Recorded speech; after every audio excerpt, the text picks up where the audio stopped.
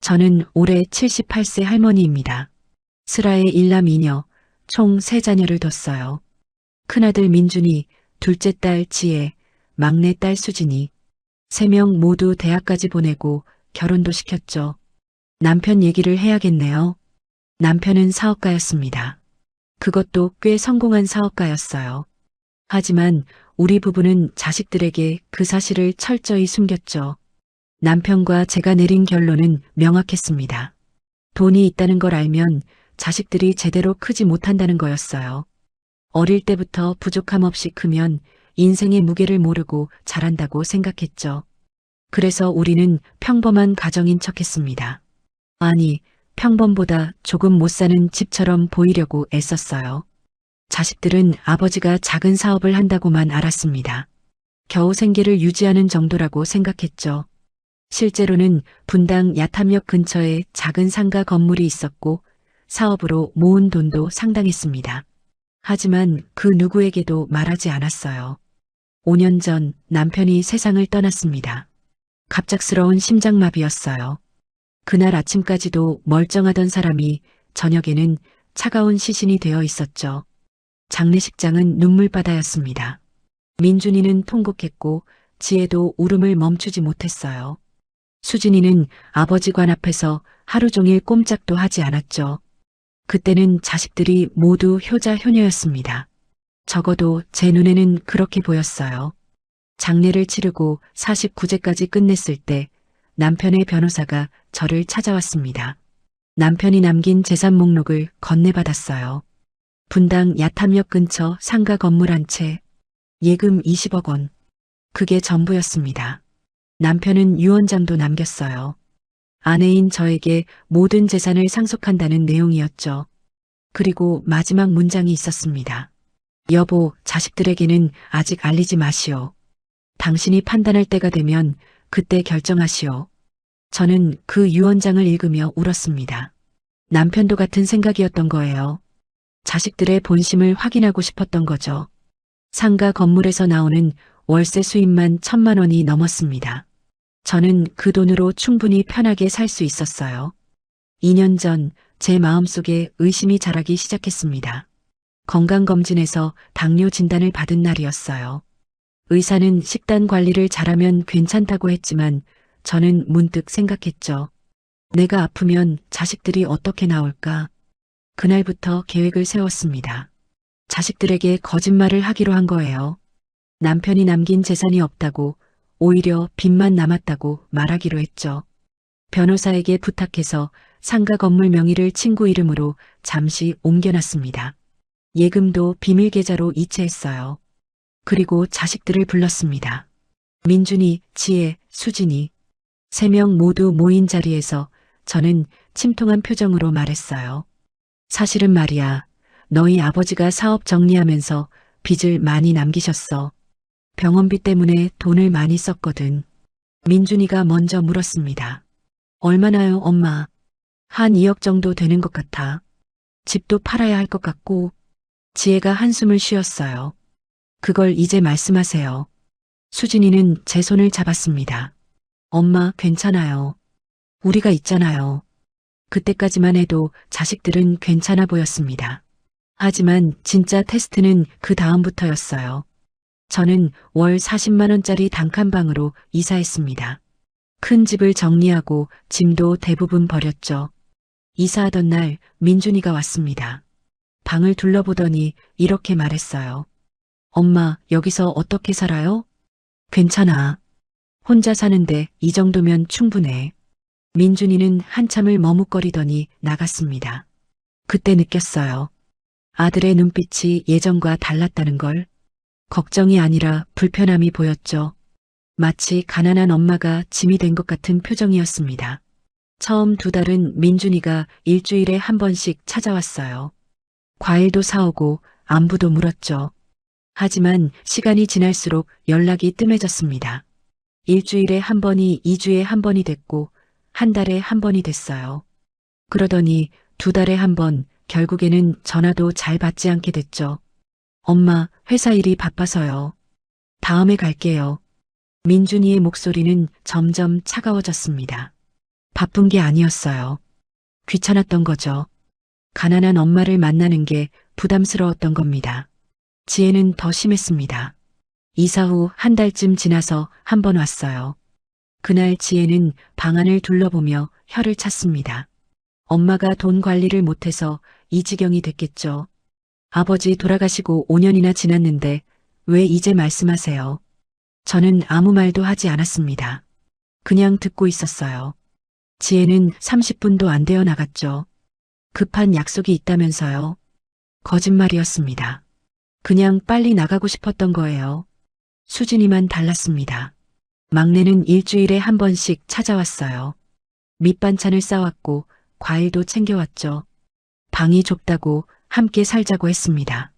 엄마, 우리 집으로 오세요. 방은 좁지만 함께 살 수 있어요. 저는 고개를 저었어요. 아니야.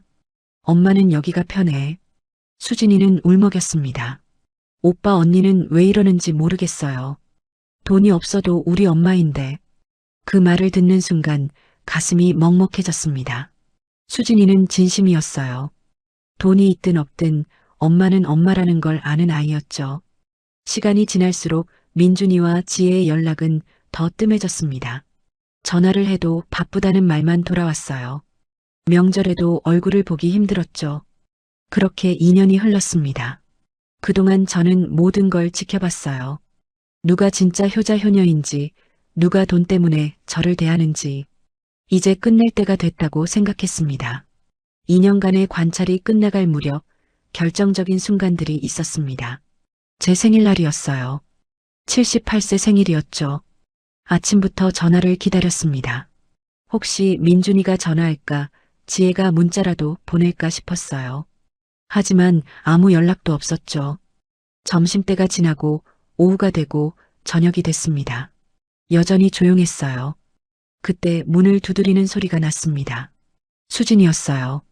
막내는 환하게 웃으며 케이크 상자를 들고 있었죠. 엄마, 생신 축하드려요. 오늘 제가 모실게요. 수진이는 저를 레스토랑으로 데려갔습니다. 비싼 곳은 아니었지만 깔끔하고 분위기 좋은 곳이었어요. 수진이 남편인 재혁이도 함께였죠. 어머님, 생신 축하드립니다. 오래오래 건강하세요. 재혁이는 정말 정성스럽게 저를 대했습니다. 식사 내내 제 컵에 물을 채워줬고 불편한 건 없는지 계속 물었어요. 저는 식사를 하면서도 자꾸 눈물이 났습니다. 수진이가 제 손을 잡았어요. 엄마, 왜 우세요? 아니야. 그냥 고마워서. 오빠 언니가 연락 안 했죠. 제가 아침에 단톡방에 오늘 엄마 생신이라고 썼는데 아무도 답이 없더라고요. 저는 고개를 저었습니다. 괜찮아. 바쁠 수 있지. 하지만 괜찮지 않았어요. 제 생일을 잊은 게 아니었습니다. 알면서도 연락하지 않은 거였죠. 가난한 엄마와의 생일 식사가 부담스러웠을 겁니다. 일주일 후 병원에 갈 일이 생겼어요. 당뇨 정기검진이었습니다. 혼자 가기엔 힘들 것 같아서 지혜에게 전화했죠. 지혜야, 엄마야. 다음 주 화요일에 병원 가야 하는데 같이 가줄 수 있어. 지혜의 목소리는 차가웠습니다. 엄마, 저 그날 일 있어요. 택시비 정도는 있으시잖아요. 그래. 알았어. 전화를 끊고 한참을 멍하니 앉아 있었어요. 택시비가 문제가 아니었습니다. 딸이 함께 가줬으면 했던 거죠. 옆에서 손이라도 잡아줬으면 했어요. 결국 수진이에게 전화했습니다. 막내는 일도 없는데 단번에 오겠다고 했어요. 병원 가는 날 수진이는 새벽부터 와서 저를 챙겼죠. 엄마, 아침 드셨어요. 공복 검사라 물도 못 드시죠. 힘드시겠다. 병원에서 검사를 받는 내내 수진이는 제 옆을 지켰습니다. 결과를 기다리는 동안에도 제 손을 잡아줬어요. 의사 선생님이 말했죠. 혈당 수치가 좀 높네요. 식단 관리 잘하셔야 합니다. 보호자분이 옆에서 신경 써주세요. 수진이가 대답했습니다. 네, 제가 챙기겠습니다. 집으로 돌아오는 길 수진이는 마트에 들러 당뇨에 좋다는 식재료를 한가득 샀어요. 그리고 단칸방에서 정성스럽게 반찬을 만들어줬죠. 엄마, 이제 매주 반찬 해드리러 올게요. 혼자 계시면 제대로 안 드실 것 뻔하잖아요. 저는 막내를 보며 생각했습니다. 이 아이는 진짜구나. 돈이 있든 없든 엄마를 엄마로 보는 아이구나. 그 무렵 민준이 며느리 현주를 마트에서 마주쳤어요. 저는 반갑게 손을 흔들었습니다. 현주야. 민준이 아내 현주는 저를 봤어요. 분명히 봤죠. 하지만 못 본 척 고개를 돌리고 지나갔습니다. 마치 모르는 사람 대하듯이요. 저는 그 자리에 서서 한참을 멍하니 있었어요. 며느리가 저를 피한 겁니다. 가난한 시어머니가 창피했던 거죠. 나중에 알았습니다. 현주가 동네 사람들에게 이렇게 말하고 다녔다더군요. 시어머니가 빚만 잔뜩 남기고 가난하게 사셔서 너무 창피해요. 저희는 연 끊었어요. 그 말을 전해 들었을 때 가슴이 무너졌습니다. 하지만 동시에 확신했어요. 제 선택이 옳았다는 걸요. 추석이 다가왔습니다. 민준이에게 전화했어요. 민준아, 추석에 집에 올 거지. 엄마, 저 올해는 처가 가야 할 것 같아요. 장모님이 편찮으셔서요. 거짓말이었습니다. 안사돈은 멀쩡했어요. 나중에 수진이한테 들었죠. 오빠네가 해외여행 간다고 했다면서요. 지혜에게도 전화했습니다. 지혜야, 추석에 엄마 보러 올 수 있어. 엄마 시댁에서 제사가 많아서요. 올해는 힘들 것 같아요. 지혜도 거짓말이었어요. 지혜 시댁은 제사를 안 지내는 집이었거든요. 천주교 집안이었죠. 결국 추석에 온 건 수진이네 식구뿐이었습니다. 좁은 단칸방에서 수진이가 준비한 송편을 먹었어요. 막내 사위 재혁이가 말했습니다. 어머님, 정말 저희 집으로 오세요. 이렇게 혼자 계시면 안 돼요. 수진이도 울먹였죠. 엄마, 제발요. 우리랑 같이 살아요. 저는 고개를 저었습니다. 아니야. 너희도 신혼인데 내가 있으면 너희 힘들어. 신혼 끝난 지 오래예요. 우리 결혼한 지 5년 됐잖아요. 수진이네는 결혼 5년 차였어요. 아이는 아직 없었지만 둘이서 열심히 살고 있었죠. 재혁이는 중소기업 과장이었고 수진이는 어린이집 교사였습니다. 넉넉한 형편은 아니었어요. 그런데도 저한테 매달 30만 원씩 용돈을 줬습니다. 봉투에 넣어서 몰래 두고 가곤 했죠. 한 번은 제가 그 봉투를 발견하고 수진이에게 전화했어요. 수진아, 이 돈 다시 가져가. 엄마 괜찮아. 엄마, 그거 병원비로 쓰세요. 당뇨약 사드시고요. 너희가 더 힘들잖아. 우리는 괜찮아요. 엄마가 건강하셔야죠. 저는 그 봉투를 들고 한참을 울었습니다. 막내는 자기 형편도 안 되는데 저를 챙기고 있었어요. 반면 민준이와 지혜는 넉넉하게 살면서도 연락조차 안 했죠. 설날이 다가왔습니다. 이번에는 아예 연락도 안 했어요. 어차피 안 올 것 뻔했거든요. 역시나 수진이네만 왔습니다. 수진이는 떡국을 끓여왔어요. 셋이서 좁은 방에 둘러앉아 떡국을 먹었죠. 수진이가 말했습니다. 엄마, 올해는 좋은 일만 있을 거예요. 그래. 너희도. 재혁이가 덧붙였어요. 어머님 건강이 제일 중요해요. 우리가 옆에서 잘 모실게요. 그 순간 결심했습니다. 이제 끝낼 때가 됐다고. 2년이면 충분했어요. 누가 진짜 자식인지 확실히 알았습니다. 설날이 지나고 일주일 후 저는 조용히 생각을 정리했습니다. 2년간의 관찰 결과는 명확했어요. 민준이와 지혜는 여전히 연락이 뜸했고 수진이만 꾸준히 저를 챙겼죠. 어느 날 오후 수진이가 또 찾아왔습니다. 이번에는 커다란 김치통을 들고 있었어요.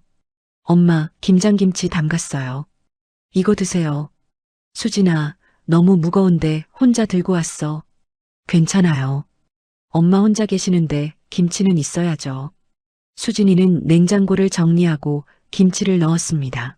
그러면서 말했어요. 엄마, 진짜 우리 집으로 오세요. 매번 이렇게 오는 것도 힘들잖아요. 아니야. 엄마는 여기가 편해. 편할 리가 없잖아요.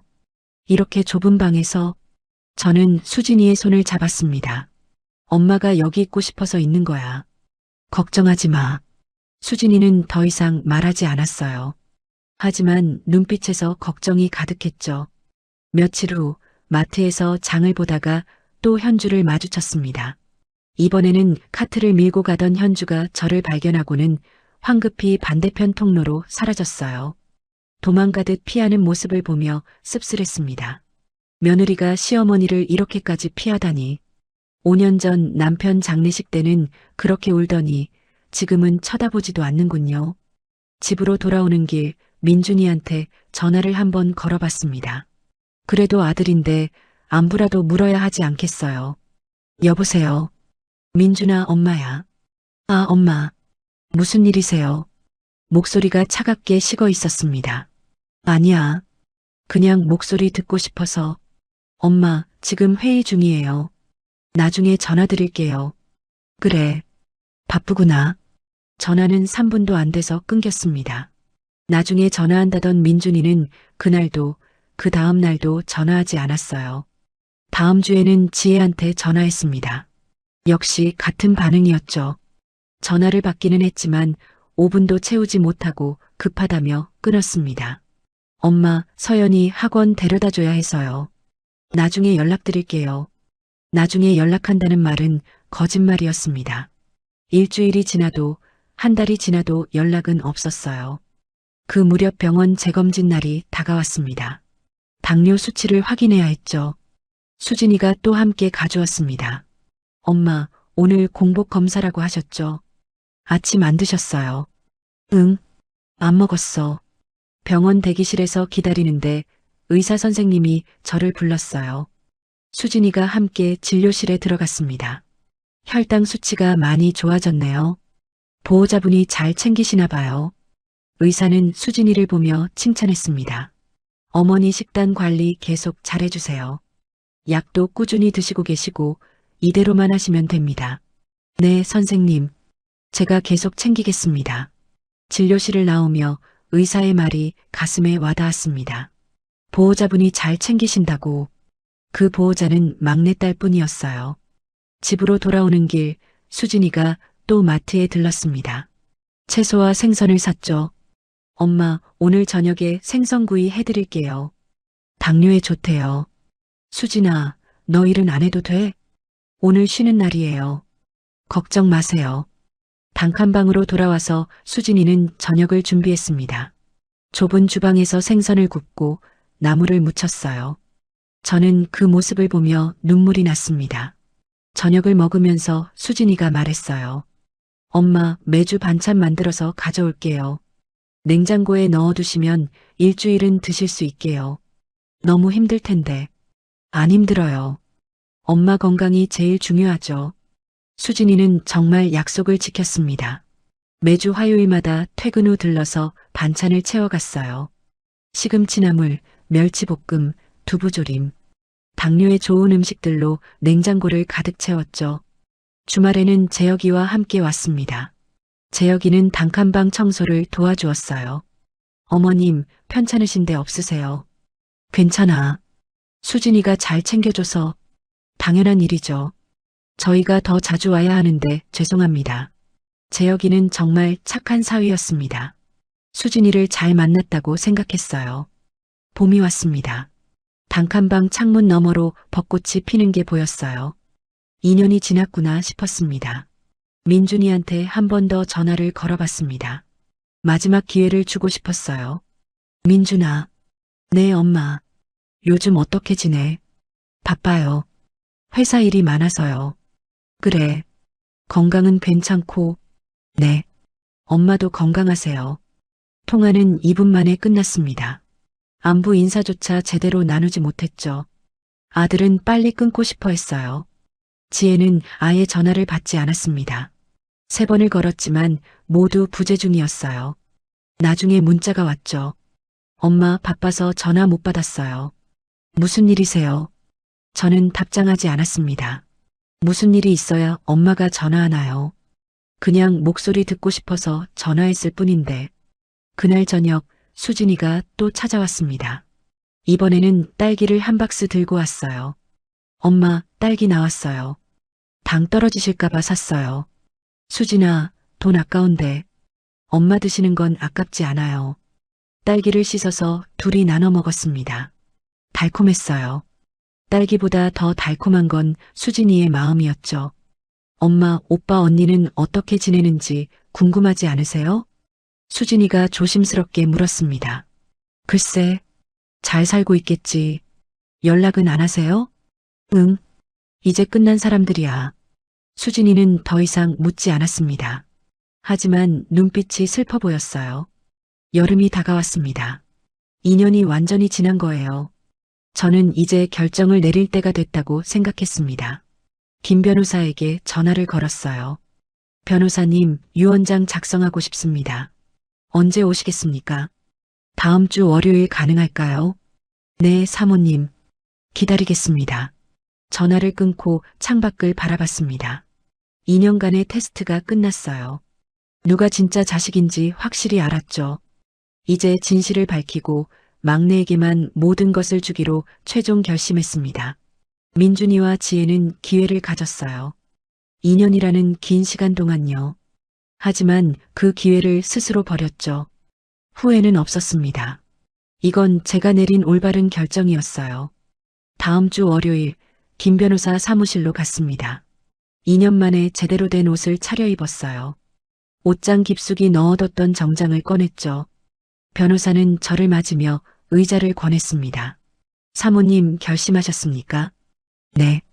수진이네 집으로 이사하려고 합니다. 그것도 좋은 선택이십니다. 그런데 유언장은요? 저는 가방에서 메모지를 꺼냈어요. 2년 동안 정리한 내용들이었죠. 막내에게만 모든 재산을 상속합니다. 분당 야탐역 상가 건물, 예금 20억 원. 전부요. 변호사는 잠시 망설이더니 물었습니다. 큰아드님과 둘째 따님은요? 아무것도 주지 않을 겁니다. 유류분 청구가 들어올 수 있습니다. 알아요. 하지만 증거가 있습니다. 저는 휴대폰을 꺼냈습니다. 2년 동안 녹음한 파일들이 저장되어 있었어요. 민준이와 지혜가 저를 냉대했던 순간들, 차갑게 대했던 말들, 모든 게 기록되어 있었죠. 변호사는 파일 목록을 보더니 고개를 끄덕였습니다. 이 정도면 충분합니다. 유언장 작성하겠습니다. 일주일 후 유언장이 완성됐습니다. 법적으로 문제없는 완벽한 서류였어요. 저는 서명을 하고 도장을 찍었죠. 그 주말 수진이에게 전화했습니다. 수진아, 엄마 결정했어. 너희 집으로 갈게. 정말요, 엄마? 진심이세요? 응. 이제 혼자 사는 게 힘들어. 엄마, 고마워요. 이번 주말에 이사하시는 거 도와드릴게요. 이사 날짜를 잡았습니다. 그 전에 민준이한테 연락했어요. 마지막으로 아들의 반응을 보고 싶었죠. 민준아, 엄마야. 이번 주 토요일에 이사하는데 와줄 수 있어. 어디로 이사하세요? 수진이네 집으로 가려고. 잠시 침묵이 흘렀습니다. 민준이의 목소리가 굳어 있었어요. 엄마, 저 그날 바빠서요. 회사에서 워크숍 가야 해서요. 주말에 워크숍을. 네. 어쩔 수 없어요. 죄송해요. 전화를 끊고 쓴웃음이 나왔습니다. 거짓말이었어요. 아들은 가난한 엄마의 이사를 돕고 싶지 않았던 겁니다. 지혜한테도 전화했습니다. 지혜야, 토요일에 이사하는데 와줄 수 있어. 엄마, 저 그날 시댁 행사가 있어요. 꼭 가야 해서요. 그래. 알았어. 지혜도 거절했습니다. 역시나였죠. 토요일 아침 수진이와 재혁이가 일찍 왔습니다. 작은 트럭도 빌려왔더군요. 어머님, 짐이 많지 않으시니까 금방 끝날 거예요. 재혁이는 무거운 짐을 혼자 들어 날랐습니다. 수진이는 제 옆에서 작은 물건들을 챙겼어요. 엄마, 이것도 가져가실 거죠? 남편 사진이었습니다. 수진이는 사진을 조심스럽게 닦았어요. 아버지도 기뻐하실 거예요. 엄마가 우리랑 같이 사신다고. 단칸방을 정리하며 2년간의 기억이 떠올랐습니다. 쓸쓸했던 밤들, 혼자 먹던 식사들, 자식들을 기다리던 시간들. 눈물이 났어요. 수진이가 제 등을 토닥였습니다. 엄마, 이제 끝났어요. 우리 집에서 행복하게 사세요. 수진이네 집은 작은 아파트였습니다. 방 2개짜리였는데 하나를 제 방으로 만들어 놨더군요. 엄마, 여기 엄마 방이에요. 새 이불도 샀고 옷장도 들여놨어요. 방은 작지만 따뜻했습니다. 햇살이 잘 들어왔고 창밖으로 공원이 보였어요. 고맙다, 수진아. 엄마가 편하게 쉬실 수 있도록 준비했어요. 그날 저녁 수진이가 차린 저녁상을 받았습니다. 당뇨식으로 정성껏 준비한 음식들이었어요. 셋이서 둘러앉아 밥을 먹었죠. 어머님, 이제 매일 이렇게 같이 드실 거예요. 혼자 계실 때 걱정 많이 했어요. 재혁이가 말했습니다. 너희가 고생이다. 고생이 아니에요. 당연한 일이죠. 그날 밤 제 방에서 처음 잤습니다. 2년 만에 제대로 된 침대였어요. 푹 잤습니다. 오랜만에 편안한 잠이었죠. 다음 날 아침 수진이가 아침상을 차렸습니다. 엄마, 일어나셨어요. 밥 드세요. 현미밥에 나물 반찬, 된장국. 완벽한 당뇨식이었어요. 수진아, 너무 신경 쓰지 마. 엄마 건강이 제일 중요해요. 며칠 후 동네를 산책하다가 민준이를 우연히 마주쳤습니다. 민준이는 깜짝 놀라더군요. 엄마, 여기서 뭐 하세요? 산책하고 있어. 여기 수진이네 집이거든. 민준이의 표정이 굳었습니다. 뭔가 생각하는 듯 했어요. 아, 그러셨구나. 잘 됐네요. 너는 여기서 뭐해? 친구 만나러 가는 길이에요. 어색한 침묵이 흘렀습니다. 민준이는 서둘러 자리를 떴어요. 그럼 저 먼저 갈게요. 엄마 건강하세요. 아들의 뒷모습을 보며 생각했습니다. 민준이는 제가 수진이네 집에 산다는 게 불편했을 거예요. 막내가 엄마를 모시는 게 마음에 걸렸겠죠. 일주일 후 지혜한테 전화가 왔습니다. 엄마, 수진이네 집으로 이사하셨다며요. 응, 이사했어. 저희한테는 왜 안 말씀하셨어요? 말했잖아. 토요일에 와달라고. 너희가 바쁘다고 했고. 그래도 미리 말씀하셨으면 시간 낼 수 있었을 텐데요. 거짓말이었습니다. 지혜는 알았어도 오지 않았을 거예요. 아쉽네요. 우리도 모실 수 있었는데요. 이미 늦었어. 엄마, 그렇게 말씀하시면 섭섭해요. 저는 차갑게 대답했습니다. 2년 동안 너희가 날 어떻게 대했는데 이제 와서 섭섭하다고. 전화를 끊어버렸습니다. 여름이 왔습니다. 수진이네 집 베란다에서 토마토를 키우기 시작했어요. 매일 물을 주고 햇빛을 쐬게 해줬죠. 엄마, 토마토 잘 크네요. 그치. 정성껏 키우니까. 수진이가 웃으며 말했습니다. 사람도 마찬가지인 것 같아요. 정성껏 대하면 그 마음을 알아보는 법이죠. 맞는 말이었습니다. 수진이는 정성껏 저를 대했고 저는 그 마음을 알아봤어요. 가을이 왔습니다. 토마토가 빨갛게 익었어요. 수진이와 재혁이랑 셋이서 따서 먹었죠. 엄마가 키운 토마토 정말 맛있어요. 너희가 있어서 맛있는 거지. 가족은 혈연만으로 되는 게 아니야. 마음으로 이어져야 가족이지. 수진이는 고개를 끄덕였습니다. 겨울이 다시 왔습니다. 수진이네 집에서 보내는 첫 겨울이었어요. 따뜻했습니다. 단칸방에서 홀로 떨던 작년 겨울과는 완전히 달랐죠. 저는 올바른 선택을 했다고 확신했습니다. 이제 진실을 밝힐 준비가 됐어요. 겨울이 깊어가던 어느 날 저는 김 변호사에게 다시 전화를 걸었습니다. 변호사님, 이제 자식들에게 알릴 준비가 됐습니다. 언제 통보하시겠습니까? 설날 전에 하고 싶습니다. 3명 모두 불러주세요. 알겠습니다, 사모님. 중요한 재산 얘기가 있다고 통보하겠습니다. 전화를 끊고 창밖을 바라봤어요. 이제 진짜 끝이 나는 거였습니다. 가슴이 두근거렸죠. 며칠 후 우연히 동네 슈퍼에서 민준이를 또 마주쳤습니다. 민준이는 장바구니를 들고 있었어요. 엄마, 민준아. 민준이는 잠깐 멈칫했습니다. 뭔가 말하려다가 그만둔 것 같았어요. 엄마, 요즘 어떻게 지내세요? 잘 지내. 수진이가 잘 챙겨줘서. 그렇구나. 민준이의 표정이 묘했습니다. 질투 같기도 하고 후회 같기도 했어요. 하지만 저는 더 이상 아들의 마음을 잃고 싶지 않았죠. 난 먼저 갈게. 네, 엄마. 건강하세요. 집으로 돌아와서 수진이에게 말했습니다. 수진아, 곧 오빠 언니를 만날 일이 있을 거야. 무슨 일이세요? 중요한 얘기를 해야 해서. 너도 같이 가야 해. 수진이는 불안한 표정을 지었습니다. 엄마, 좋은 일이에요?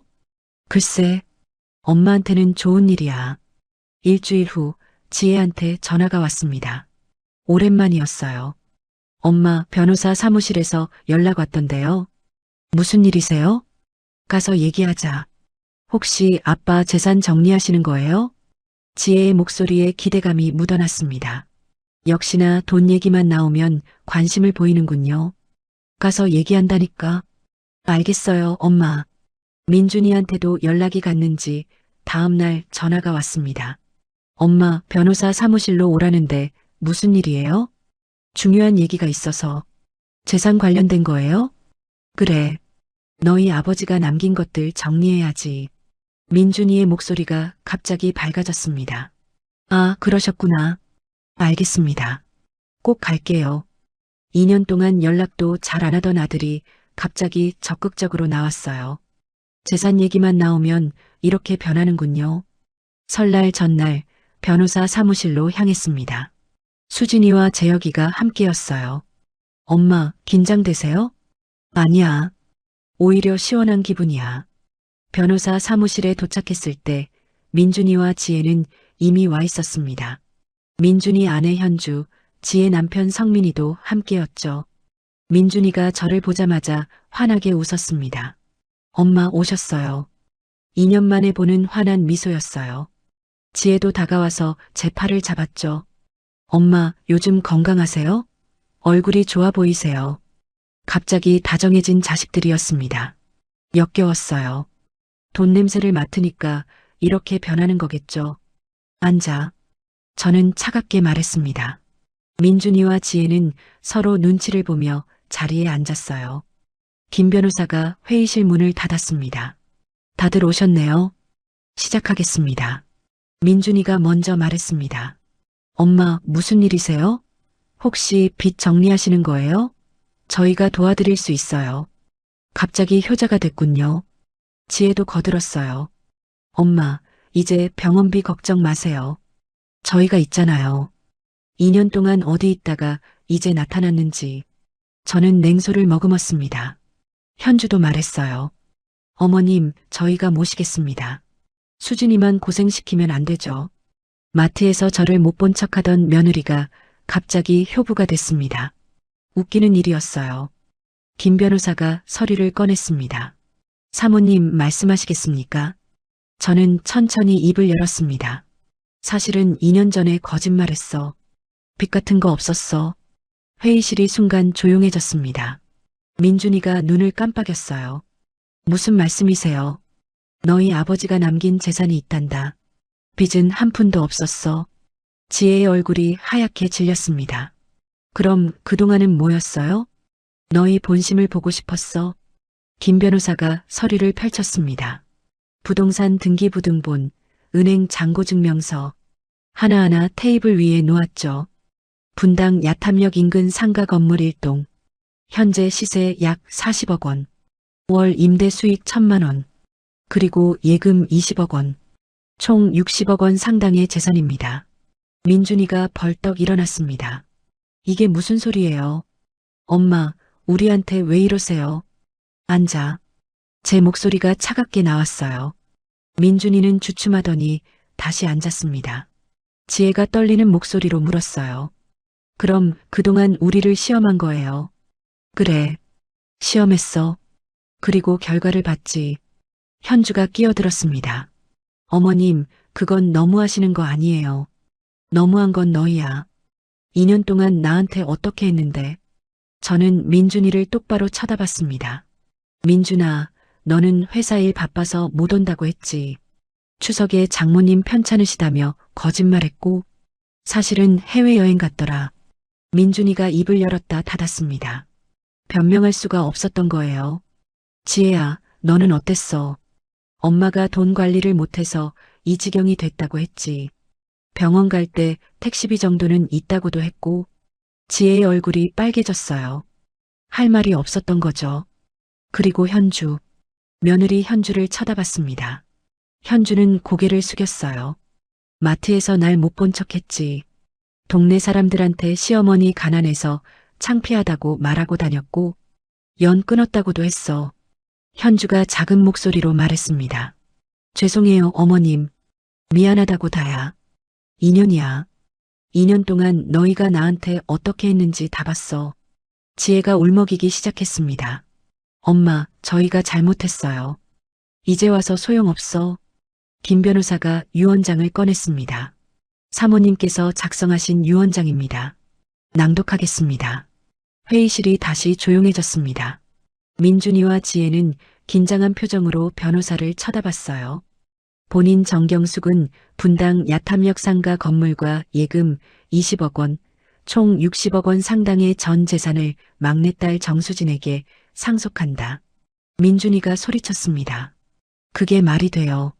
엄마, 이건 너무하잖아요. 왜 너무해? 2년 동안 나 혼자 단칸방에서 살 때 누가 찾아왔어? 생일날 누가 연락했어? 병원 갈 때 누가 같이 가줬어? 지혜가 바닥에 주저앉았습니다. 엄마, 제발요. 저희 잘못이에요. 잘못을 알면 됐어. 이제 끝이야. 민준이는 책상을 치며 일어섰습니다.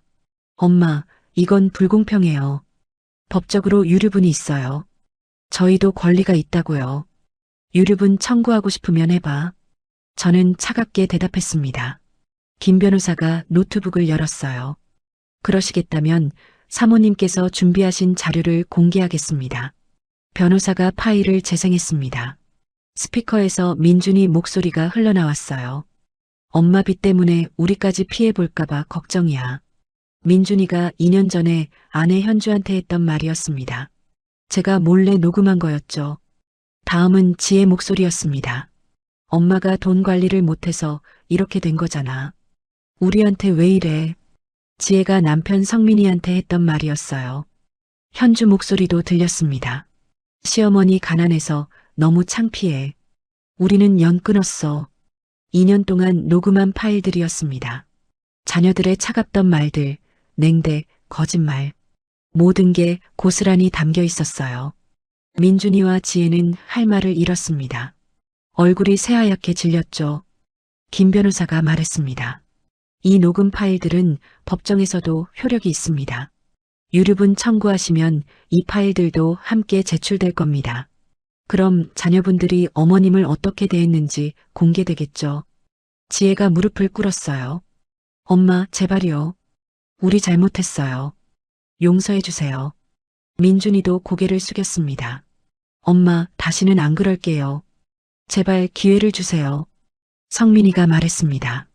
어머님, 저희가 정말 잘못했습니다. 한 번만 봐주세요. 현주도 울고 있었어요. 어머님, 죄송합니다. 정말 죄송해요. 하지만 저는 마음이 움직이지 않았습니다. 2년이에요. 2년 동안 이 사람들은 저를 버렸어요. 수진이가 처음으로 입을 열었습니다. 엄마, 저는 괜찮아요. 오빠 언니한테도 나눠주세요. 저는 고개를 저었어요. 안 돼. 넌 가난한 엄마도 엄마로 봐줬어. 매주 반찬 해주러 왔고 병원도 같이 가줬지. 힘든 형편에 용돈도 줬어. 그게 진짜 효도야. 재혁이도 말했습니다. 어머님, 저희는 그런 거 바라고 한 게 아니에요. 나도 알아.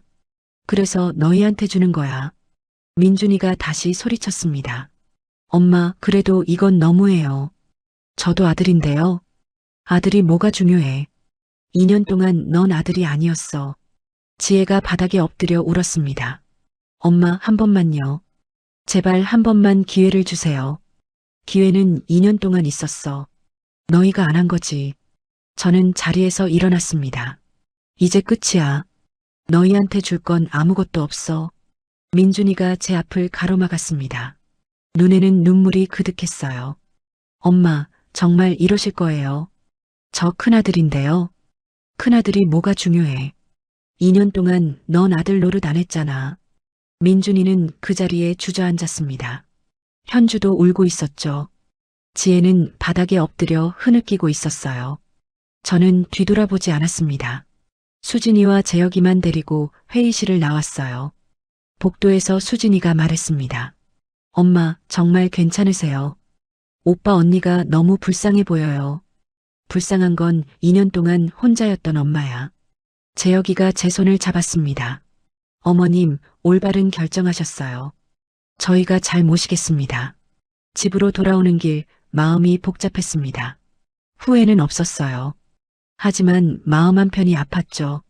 그날 저녁 수진이가 물었습니다. 엄마, 진짜 괜찮으세요? 응, 괜찮아. 오빠 언니가 계속 연락할 것 같은데요. 받지 않을 거야. 엄마도 마음 아프시잖아요. 저는 수진이를 안았습니다. 아프지. 근데 수진아, 이건 엄마가 내려야 할 결정이었어. 진짜 자식이 누군지 보여줘야 했어. 알겠어요, 엄마. 그날 밤 예상대로 민준이한테 전화가 왔습니다. 받지 않았어요. 문자도 왔죠. 엄마, 제발 전화 좀 받아주세요. 얘기하고 싶어요. 지혜한테도 연락이 왔습니다. 엄마, 저 지혜예요. 한 번만 만나주세요. 용서 빌고 싶어요. 하루에도 수십 통씩 전화가 왔어요. 문자는 100통이 넘었죠. 하지만 저는 단 한 통도 받지 않았습니다.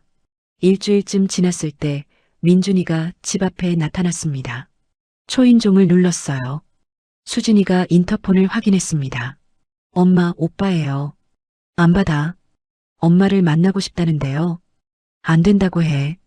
수진이가 인터폰으로 말했습니다. 오빠, 엄마가 안 만난대요. 돌아가세요. 수진아, 제발. 5분만이라도. 오빠, 엄마가 정말 싫대요. 돌아가세요. 민준이의 목소리가 들렸습니다. 울고 있는 것 같았죠. 엄마, 저 민준이에요. 정말 잘못했어요. 다시 기회를 주세요. 저는 방에서 나가지 않았습니다. 한참 후에 민준이는 돌아갔어요. 다음 주에는 지혜가 찾아왔습니다. 역시 문 앞에서 빌었죠. 엄마, 저예요. 지혜예요. 문 좀 열어주세요. 수진이가 말했습니다.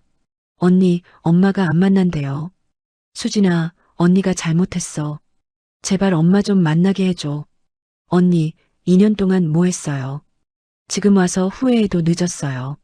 지혜는 1시간 넘게 문 앞에 앉아 있었습니다. 결국 그것도 돌아갔어요.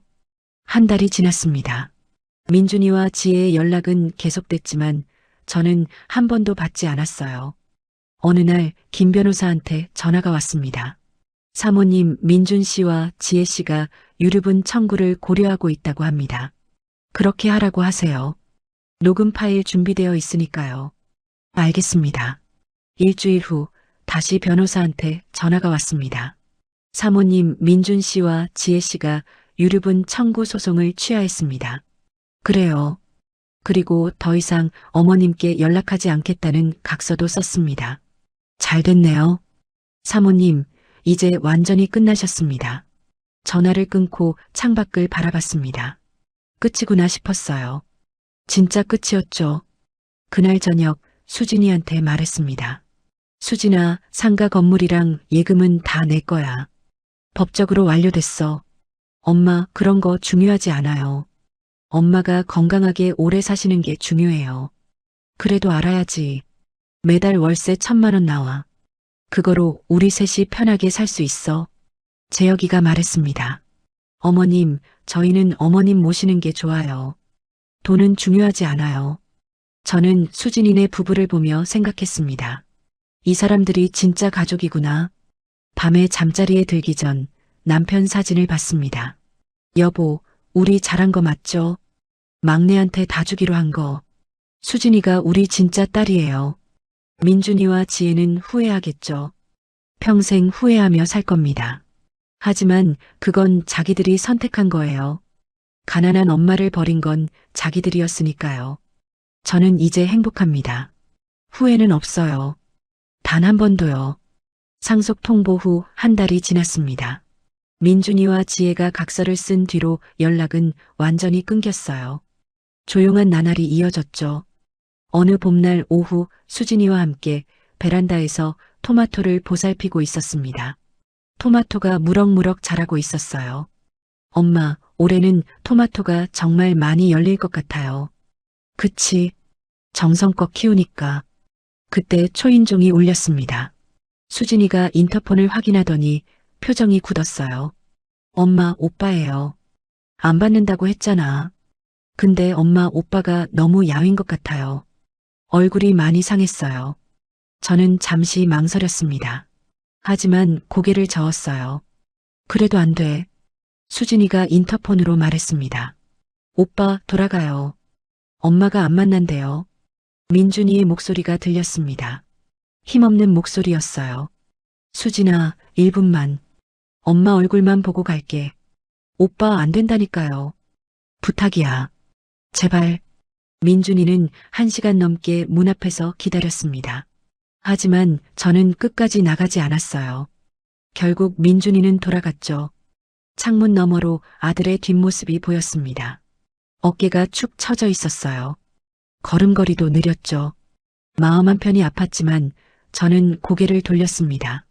며칠 후 마트에서 장을 보다가 현주를 만났습니다. 현주는 저를 보자마자 다가왔어요. 어머님, 갈 길 가라. 저는 그냥 지나가려고 했습니다. 하지만 현주가 제 앞에 무릎을 꿇었어요. 마트 한복판에서요. 어머님, 제발 한 번만 민준이 만나주세요. 주변 사람들이 쳐다봤습니다. 저는 당황했어요. 일어나. 여기서 뭐 하는 거야? 민준이가 회사에서 잘렸어요. 스트레스 때문에 일을 제대로 못했대요. 그건 민준이가 해결할 문제야. 어머님, 민준이가 요즘 술만 마셔요. 매일 밤 어머님 이름 부르면서 울어요. 현주는 울고 있었습니다. 진짜 눈물이었어요. 우리 집이 경매로 넘어갔어요. 이제 월세방에서 살아요. 근데 그건 상관없어요. 민준이가 정신을 못 차리는 게 문제예요. 저는 차갑게 대답했습니다. 그건 너희가 알아서 해. 나한테 왜 와? 어머님이라도 민준이 좀 만나주세요. 제발이요. 2년 동안 나 혼자 단칸방에서 올 때는 어디 있었어. 이제 와서 힘들다고. 현주는 그 자리에 주저앉았습니다. 사람들이 수군거렸지만 저는 그냥 지나갔어요. 집으로 돌아오는 길 가슴이 답답했습니다. 수진이가 물었어요. 엄마, 괜찮으세요? 응, 괜찮아. 현주를 봤어. 뭐래요? 오빠가 회사에서 잘렸다던데. 수진이는 아무 말도 하지 않았습니다. 일주일 후 둘째 딸 지혜한테 전화가 왔습니다. 이번에는 받았어요. 뭔 일인지 궁금했거든요. 엄마, 왜? 오빠가 큰일 났어요. 집도 없어지고 정신을 못 차리고 있대요. 그래서 엄마가 좀 도와주세요. 오빠가 정말 죽을 것 같아요. 저는 웃음이 나왔습니다. 지혜야, 2년 전에 내가 단칸방 살 때는 어땠어? 너희는 나 도와줬어. 그때는 저희가 잘못 생각한 거예요. 잘못 생각한 게 아니야. 본심이 나온 거지.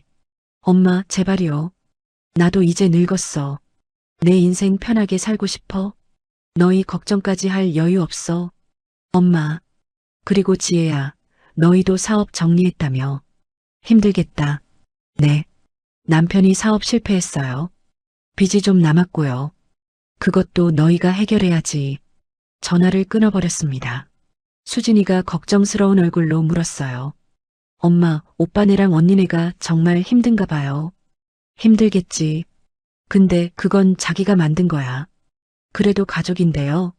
수진아, 가족은 힘들 때 함께해야 가족이야.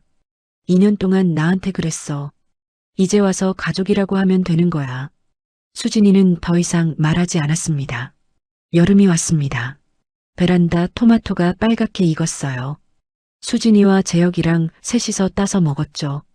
엄마가 키운 토마토 정말 맛있어요. 그치? 정성이 들어갔으니까. 가을이 왔습니다. 토마토를 수확하고 김장 준비를 시작했어요. 수진이와 함께 배추를 다듬었죠. 엄마, 올해는 김장 적게 담가요. 우리 셋이 먹을 만큼만요. 그래.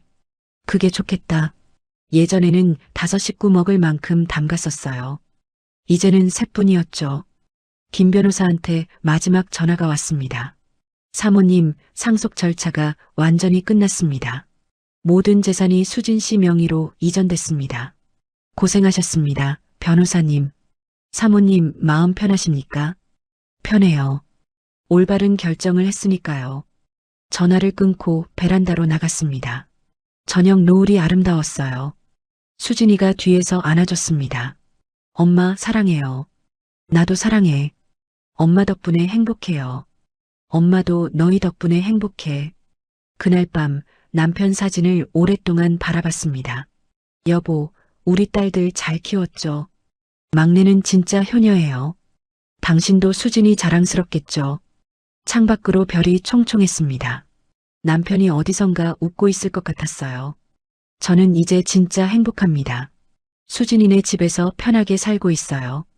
매일 맛있는 밥 먹고 손주들 얼굴 보고 사랑받으며 살아가고 있죠.